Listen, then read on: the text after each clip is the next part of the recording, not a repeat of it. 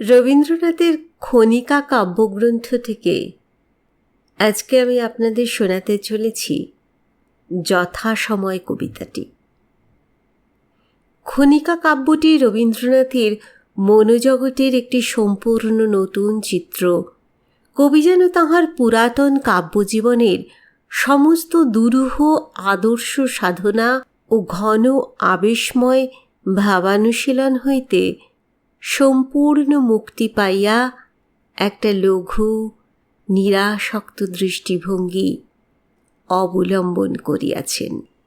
কবি এমন সরস কৌতুকময়তার সহিত, এমন সাবলীল ভঙ্গিতে, উক্তি ও মন্তব্যের এমন যথাযথ বিন্যাসে তাহার এই লঘু সঞ্চরণশীল মোহমুক্ত মনের স্বেচ্ছাবিহারকে কাব্যরূপ দিয়েছেন যে মনে হইবে এইরূপ রচনায় যেন কবির চিরাভ্যস্ত রীতি। যথাসময় কবিতাটিতে কবি অতীত, বর্তমান, ভবিষ্যতের ভাব সঞ্চয়কে একটি অবিচ্ছিন্ন সূত্রে গাঁথিয়া একটি শাশ্বত জীবন সত্যের কথা বলিয়াছেন।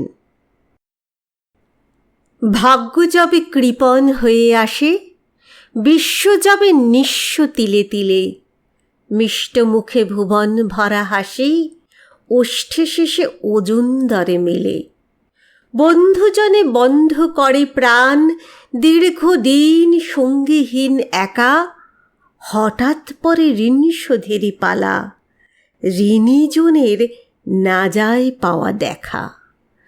তখন ঘরে বন্ধ হরে কবি, খেলের পরে খেল লাগাও খিল, কথার সাথে গাঁথো কথার মালা, মিলের সাথে মিল মিলাও মিল।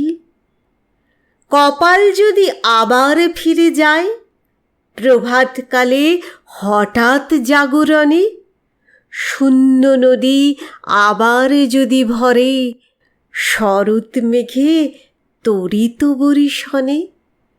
বন্ধু ফিরে বন্দি করে বুকে, সন্ধি করে অন্ধ অরিদল, অরুণ ঠোঁটে তরুণ ফোটে হাসি, কাজল চোখে করুণ আঁখি জল। তখন খাতা পোড়াও খ্যাপা কবি, দিলের সাথে দিল লাগাও দিল, বাহুর সাথে বাঁধো মৃণাল বাহু, চোখের সাথে চোখে মেলাও মিল।